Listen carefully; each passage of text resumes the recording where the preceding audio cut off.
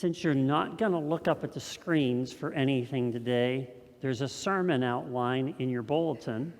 And if you don't have that, you can always pull out I'm going to give you permission if you don't use your sermon outline, you can find the sermon outline on the Bible app, okay? And I'm not going to take the time to explain that today, but if you don't know where it is on there, ask me and I'll tell you later. But for now, we want to talk about Jesus' words in a very troubling moment to his disciples. And we'll get into all of that in just a moment, but let me read the section which gets us into what we're going to be talking about today. This is John chapter 14, verses 1 through 6. So Jesus has just washed his disciples' feet. He's had the Passover meal with them. He's told them that they're going to deny him. It's a terrible time. And Jesus says this, "Do not let your hearts be troubled. You believe in God, believe also in me. My Father's house has many rooms. If that were not so, would I have told you that I am going there to prepare a place for you? And if I go and prepare a place for you, I will come back and take you to be with me, that you also may be where I am. And you know the way to the place where I am going." Thomas said to him, "Lord, we don't know where you are going, so how can we know the way?" And Jesus answered, "I am the way and the truth and the life. No one comes to the Father except through me." So I need you to play with me for a moment. We're going to play a little game of Simon Says, okay? So stand up. Simon didn't say stand up. Yeah, all right. Simon says stand up. All right. Simon says take your right hand and pat the top of your head. All right, good job. Simon says rub your belly. And don't rub your head, but pat your head and rub your belly. See if you can do that. I can't do that anymore. Simon says stop. Okay. Smile at the person standing beside you. Oh, very good. You didn't do that. All right. Simon says smile at the person standing next to you. Aw, that's so sweet. All right. Let's see. Simon says stand on your right leg only. Ooh. I had to do this in physical therapy. I have to get back in habit there. Simon says stand on both legs. Okay. Simon says stand on your left leg only. There you go. Put your right leg down. Oh, no. Simon says put your right leg down. There you go. All right. Simon says turn around in circles. Stop. I caught some of you.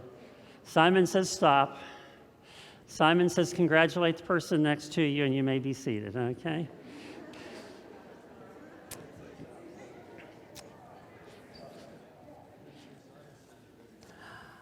I just wanted to see y'all act like idiots, that's all, you know. No. You were all very accommodating to me, and I appreciate that very much. Following the leader isn't always easy because when you have to follow someone, you have to pay close attention to the leader's words and their actions. Following the leader requires us to submit ourselves to the leader's direction, which means that we have to surrender our own direction to follow their direction. And following the leader is a challenge because first and foremost, you have to trust the leader. So thank you all. When you stood up, you trusted me, okay? Thank you. All right? But you also have to believe that the leader knows where they are going. And that means that you trust the leader to take you somewhere where you really may not want to go.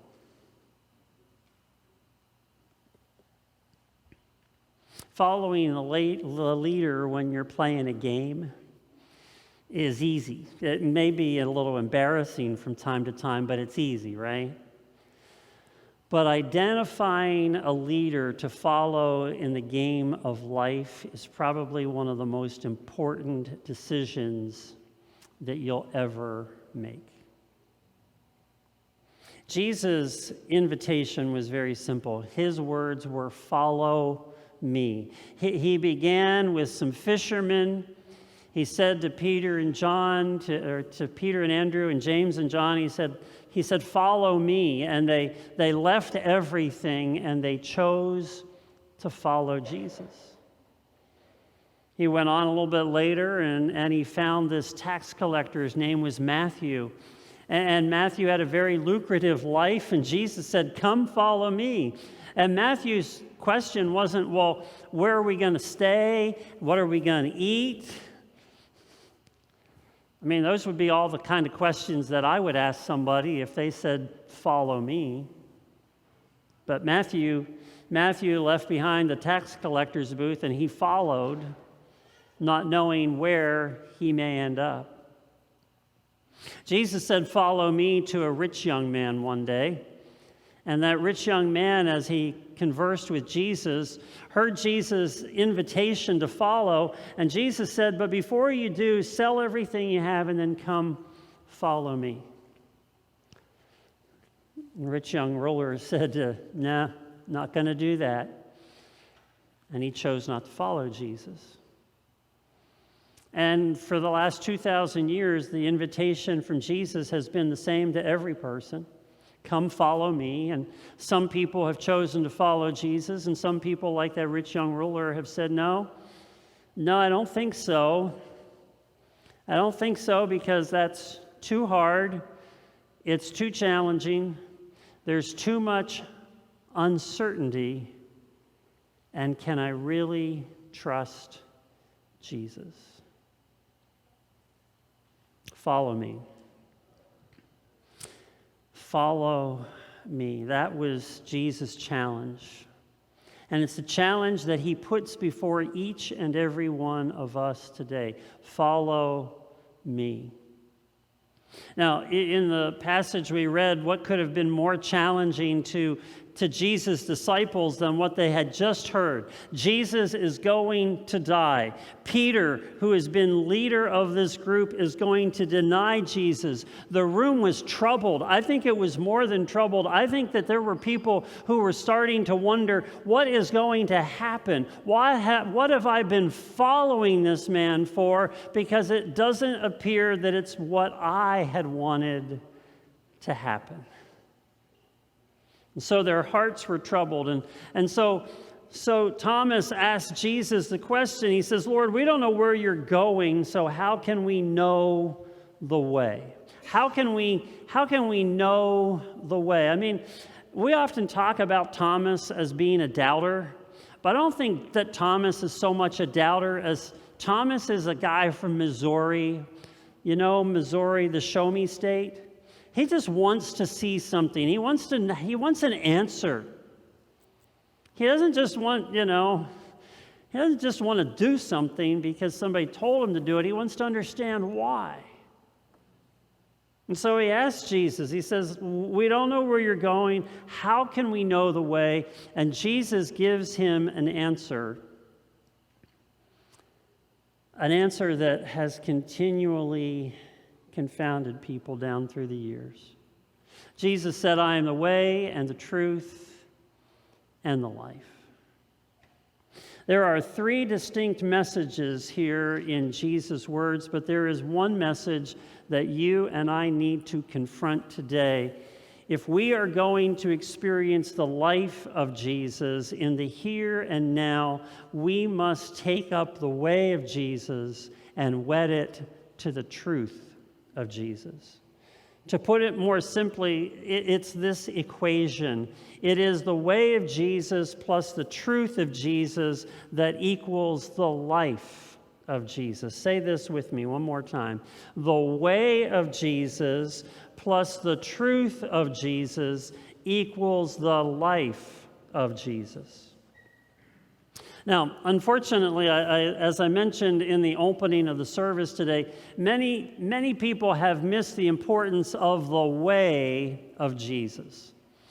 A lot of people have stressed the truth of this part of the equation, and oftentimes putting in their own set of truth. But people have forgotten the way of Jesus. There are people today, and this has probably been going on for a long time, but people are more interested in the truth part than they are the way part. And part of what I mentioned earlier about this whole thing where we talk about inviting Jesus into our heart, a lot of times people say, well, I've accepted Jesus into my heart simply because they wanted fire insurance. You know what I mean? They wanted to escape the burning flames of hell, and that's the only reason they invited Jesus in their heart. And after that, they just figured, well, then after that, I can live any way I want. I can do anything I want to do because I'm good. I'm good for the future, without really giving any thought to the here and the now. The problem with inviting Jesus into your heart is that that's not what Jesus said. Jesus said, follow me. Follow me. Follow me now so that you can learn my truth and experience my life. So what I want to challenge you to consider today is how important this total equation is for us to be disciples of Jesus. We can't just take one part of it. We have to take the equation as a whole. The way of Jesus plus the truth of Jesus equals the life of Jesus. And we're going to start by talking about the way of Jesus. See, being a disciple of Jesus is all about following Jesus. Okay? Jesus asked you, Jesus invited you to follow him. I appreciate something I read this week. This is the quote, and again, if you have the screens are working. Yeah, I didn't know that. It's up higher on the screen. Look what it says. It says, see how oblivious I am to what's going on around me. If we go about asking Jesus into our hearts, then it becomes easy for Jesus to become a character in the one-act play called me.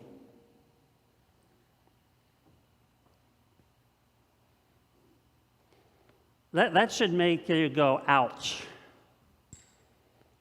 Because you see, this is the whole direction thing that I'm talking about. We want to invite Jesus to follow us. You come and live in my heart, and I'll just carry you wherever I'm going. Is that what Jesus said? No. Jesus said, come, follow me. I hate to tell you this, but none of our lives are that important that Jesus needs to come and live in us. Are you following what I'm saying this morning? I hope you're following what I'm saying. If not, just hold on. You're going to get it all. If we go about asking Jesus into our hearts, it becomes easy for Jesus to become a character in the one-act play called me.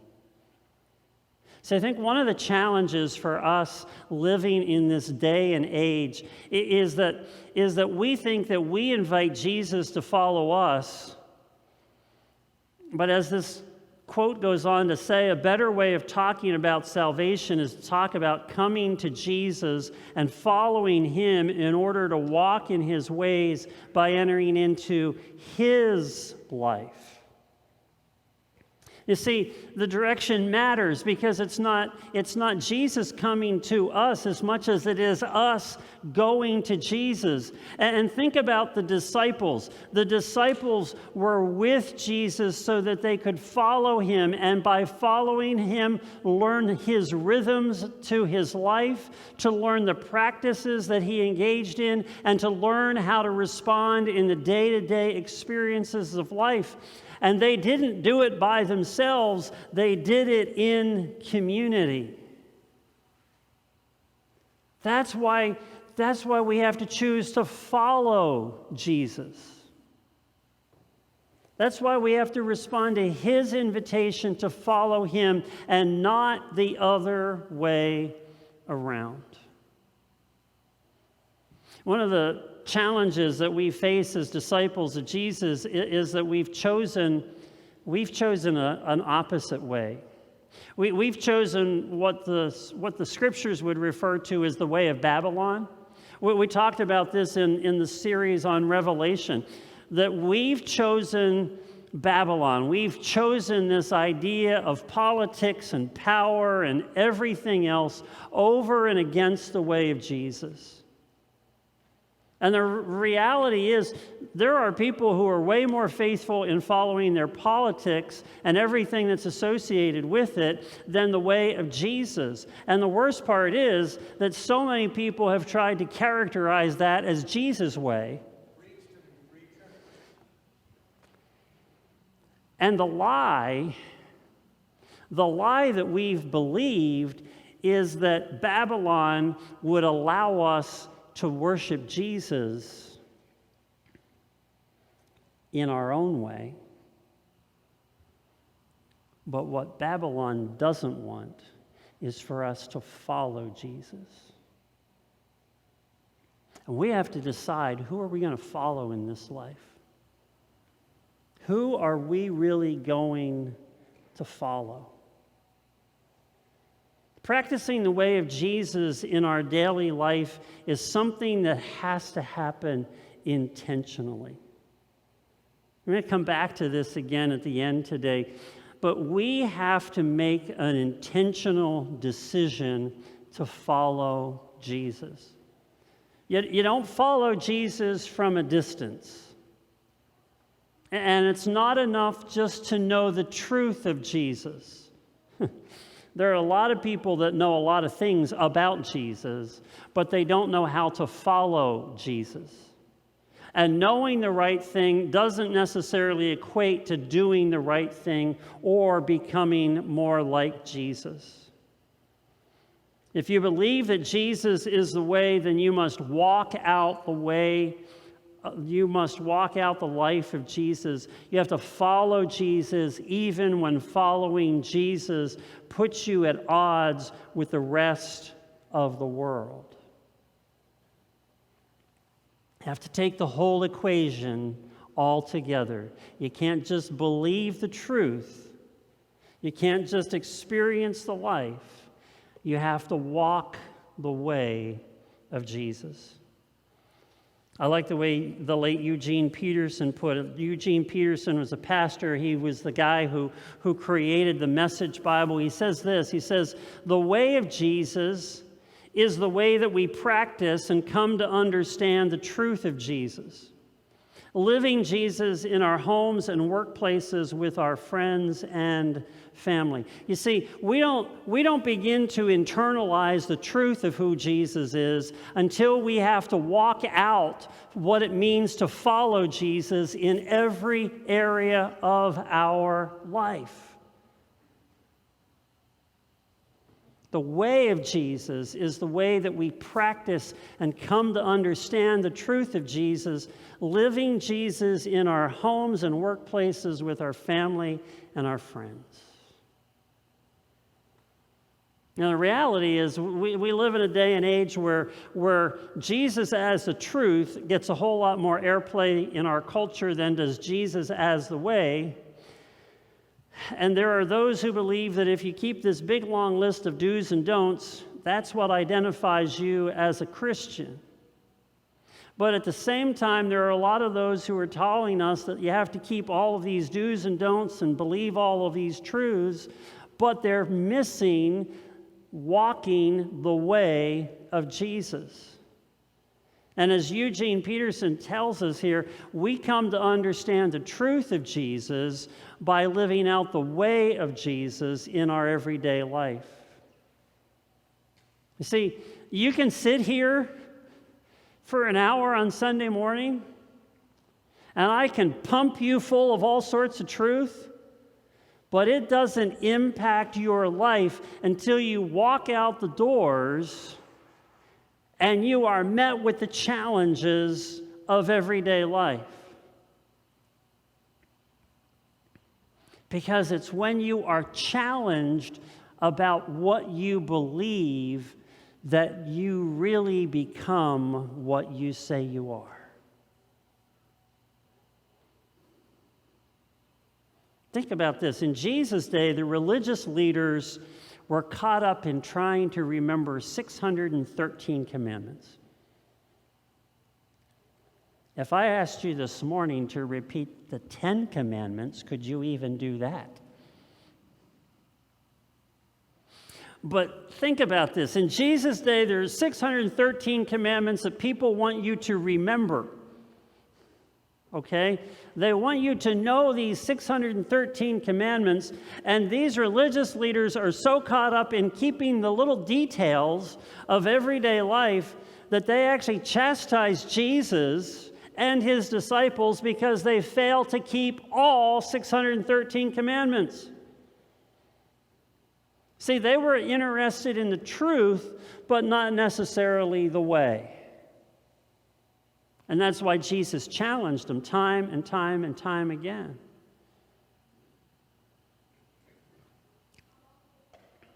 So how do you sum up the truth of Jesus? Well, just the way he did. Love one another. You know, if there's anything that I hope you will remember from the 17 years that I've been here as your pastor, it is that every week I told you the same thing. Love one another. Because for Jesus, that's what it was all about. He didn't even bother with the loving God part because he knows that if you love one another, you'll love God.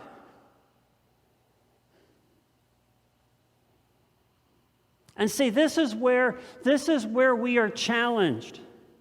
Because if you are going to practice the way of Jesus, everything flows through this one truth. Love one another. Love your spouse. Love your kids. Love your coworker. Love your neighbor. Yeah, that neighbor. You see, in every one of those situations, what we have to learn to ask is, what does love require of me?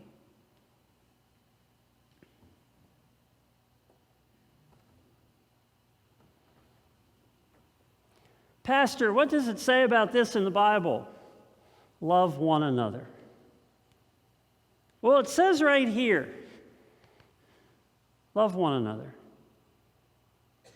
But can I love one another? Can't get any simpler than that, folks. That's the truth of Jesus, but you have to wed the truth of Jesus to the way of Jesus, and you don't walk the way of Jesus until you find yourself in everyday life, facing everyday challenges, dealing with real live human beings on the other end of that equation. What does love require of me? When we learn to wed the Jesus way and the Jesus truth, we will get the Jesus life. And so everybody says, what's the Jesus life, right? Well, simply put, it is walking in the way of Jesus, while living the truth of Jesus. That's the Jesus life. It's living counter to the way the world wants us to live. You know, I've heard people so much this week talking about all the negativity in the world and just how overwhelming the negativity is. And the worst part is this is bad in the church as it is in the rest of the culture. So the Jesus life shouldn't be filled with so much negativity, should it?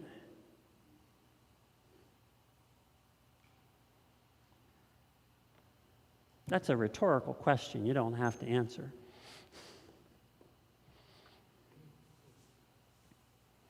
A writer put it this way: the way of Jesus has been laid out for us in the Sermon on the Mount. It is the way of forgiveness, peace, and reconciling love. It is the radical way of truth, faithfulness, and loving your enemy, the way of prayer, faith, and self-giving love. We experience the Jesus life when we walk in the Jesus way.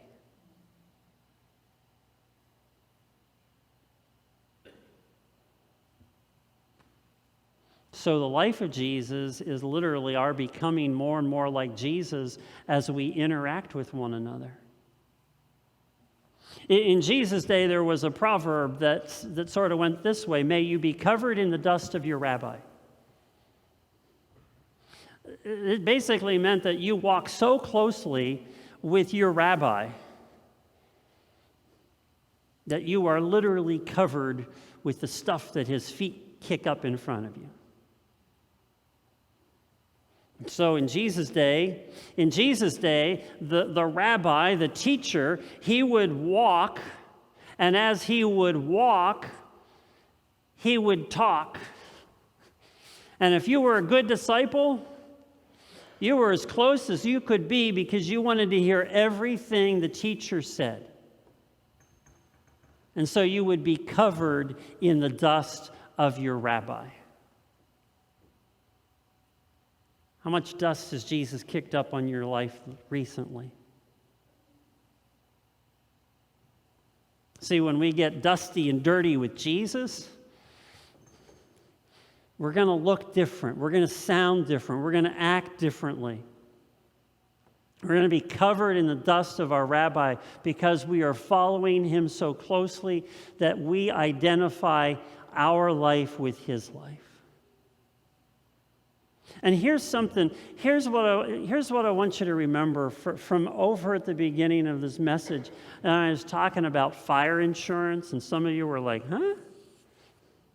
There are a lot of people who invite Jesus into their heart for the simple fact that they want to make sure that when they die, they go up instead of down. Well, you know what?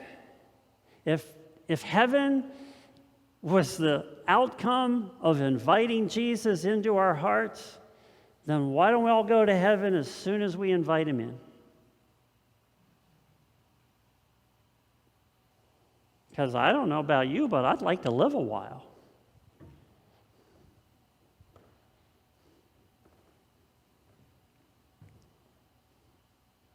It's not about the glory of the by and by, up in the sky kind of thing.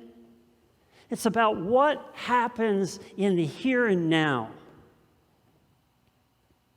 If you've ever prayed the Lord's Prayer, what do you say? Thy kingdom come. Thy will be done. Where? On earth. See, it's the here and now that Jesus wants to transform. Oh, we'll get to that part someday. But Jesus is interested in right now.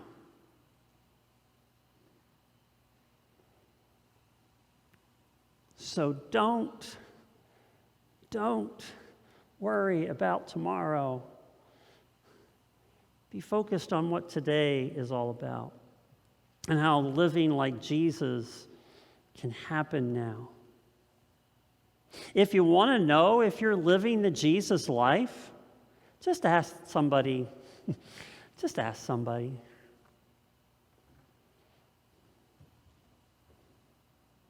Am I living the Jesus life?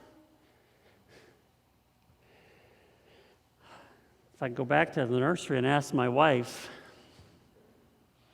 I'd be ashamed of what she might say. Because I don't do it perfectly. And I don't expect any of you to do it perfectly either. I hope she'd say, well, he does a pretty good job most days. But there are some days. But see, that's where the Jesus life gets lived out. At home, at work, at the ball field. It's what happens to transform us. Ask somebody near you. Not somebody who's going to give you a mushy answer. I mean, somebody who's going to give you the real answer. What's it like to be on the other side of me? If they're honest, you'll get a good idea what it's like to live the Jesus life. I'm going to close with some words from my seminary professor. I don't often quote my seminary professors. I hate to say this, most of them have passed on. But anyway, Dr. Robert Mulholland wrote a book called The Invitation to a Journey. It's a road map for spiritual formation. Spiritual formation is a big word that we use to say that we're actually becoming more like Jesus. And he starts off his quote by saying this. He says, everyone is in a process of spiritual formation.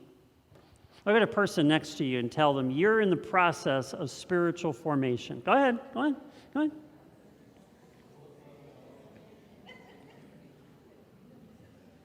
Now, ask them a question. Are you doing it intentionally or unintentionally?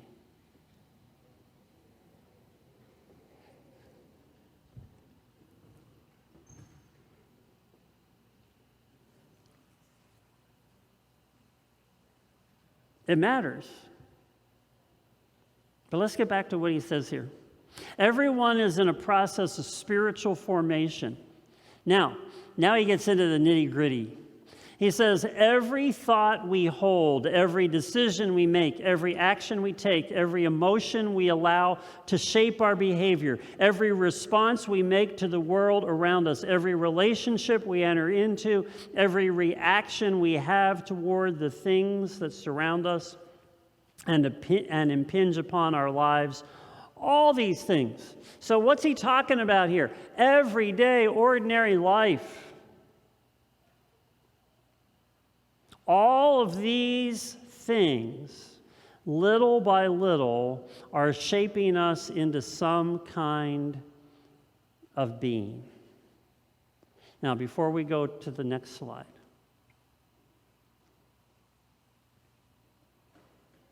this is the key. Go ahead.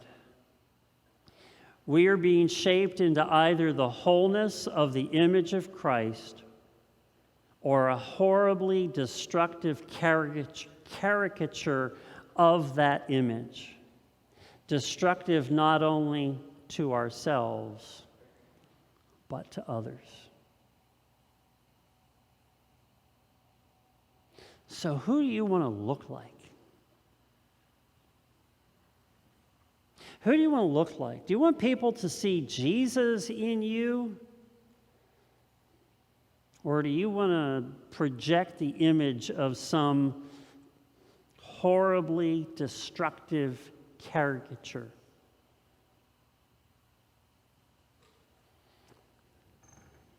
It's made in those moments of everyday life. That's why it says everyone is in a process of spiritual formation.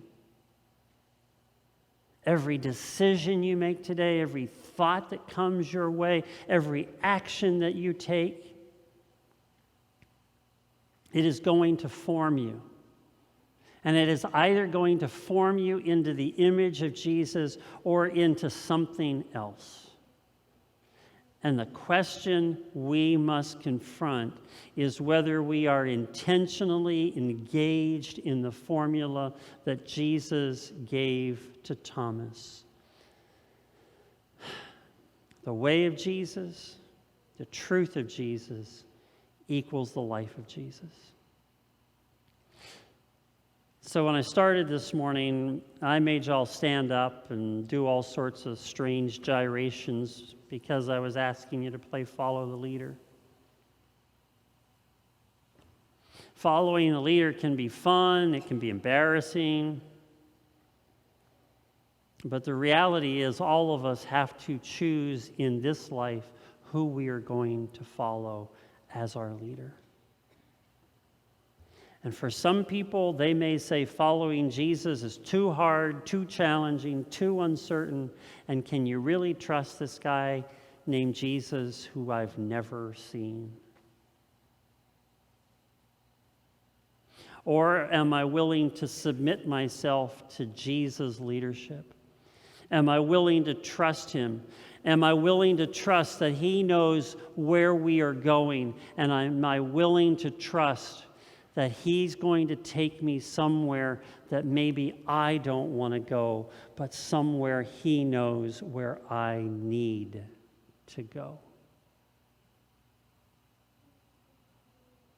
The way of Jesus plus the truth of Jesus equals the life of Jesus. If we are intentionally following Jesus, if we are intentionally loving others, then not only will we experience the life of Jesus, but so will the people that we meet each day. Join me in a word of prayer.